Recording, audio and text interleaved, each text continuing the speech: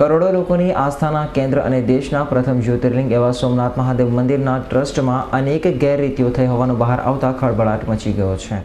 હિન્દુ ધર્મના કરોડો લોકોની આસ્થાના કેન્દ્ર અને દેશના પ્રથમ જ્યોતિર્લિંગ એવા સોમનાથ મહાદેવ મંદિર ટ્રસ્ટમાં મોટા પાયે ગેરરીતિનો ખુદ ટ્રસ્ટના સેક્રેટરી કમ ટ્રસ્ટી પી.કે. લહેરીએ પત્રકારો સમક્ષ સ્વીકાર કરતા ખળભળાટ મચી ગયો છે।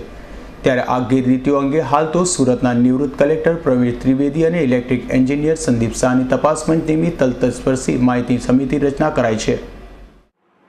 ઇલેક્ટ્રિકલ એન્જિનિયરિંગ વિભાગ અને સ્ટોર પરચેઝ વિભાગમાં બે વ્યવહારોમાં અનિયમિતતા ધ્યાને આવતા તે બાબત કારણદર્શક નોટિસ આપી ખુલાસો મેળવેલ છે, પરંતુ રેકોર્ડ તપાસતા એમાં અનિયમિતતાની શંકા વધારે સુદૃઢ બનતા ટ્રસ્ટ દ્વારા એક તપાસ સમિતિ નિમવામાં આવી છે, જેમાં પૂર્વ ટ્રાન્સપોર્ટ કમિશનર શ્રી પ્રવીણભાઈ ત્રિવેદી અને ઇલેક્ટ્રોનિક બાબતના તજજ્ઞ શ્રી સંદીપભાઈ શાહ છે।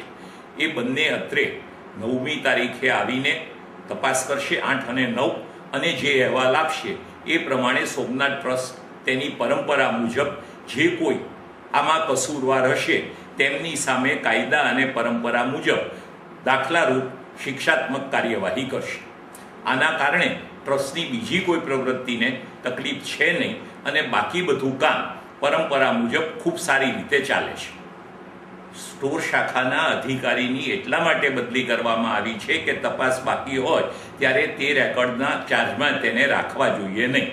એમની બદલી એટલે કરવામાં આવી છે કે જેથી કરીને એ રેકોર્ડના બાબતમાં કોઈ પહેલું કરી શકે નહીં।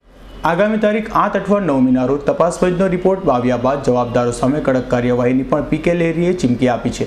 ત્યારે દેશના વડાપ્રધાન અને ગુજરાતના માજી મુખ્યમંત્રી નરેન્દ્ર મોદી જે ટ્રસ્ટમાં ટ્રસ્ટી પદ શોભાવે છે તે સોમનાથ મંદિર ટ્રસ્ટમાં મોટા પાયે ગેરરીતિઓ થતાં ખળભળાટ મચી ગયો છે।